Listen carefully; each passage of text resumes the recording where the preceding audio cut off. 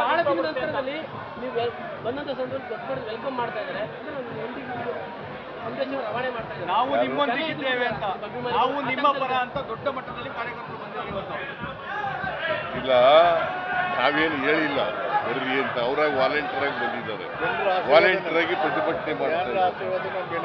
ಅದು ಜನರ ಆಶೀರ್ವಾದ ನಮ್ಮ ಮೇಲೆ ಇದೆಯಲ್ಲ. ನಾವು 136 ಜನ ಗೆದ್ದಿರೋದು. ಬಿಜೆಪಿ ಅವರು ಅಧಿಕಾರದಲ್ಲಿ ಗೆದ್ದದ್ದು ಎಷ್ಟು? ಅವರು 66 ಜನ. ಯಾವತ್ತಾರು ಓಲಿ 2008 ಆಗ್ಬೋದು, 2018 ಮೆಜಾರಿಟಿ ಜನರಿಂದ ಮ್ಯಾಂಡೇಟ್ ತಗೊಂಡು ಗೆದ್ದಿದ್ದಾರ? ಎಲ್ಲ ಹಿಂಬಾಗಲಿಂದ ಬಂದಿರೋರು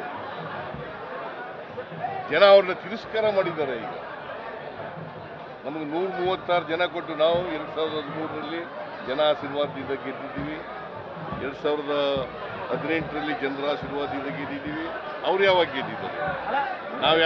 ಯಾವ್ಯಾವಾಗ ಗೆದ್ದಿದ್ದೋ ಅವಾಗೆಲ್ಲ ಜನರ ಆಶೀರ್ವಾದದಿಂದ ಗೆದ್ದಿದ್ದೀವಿ.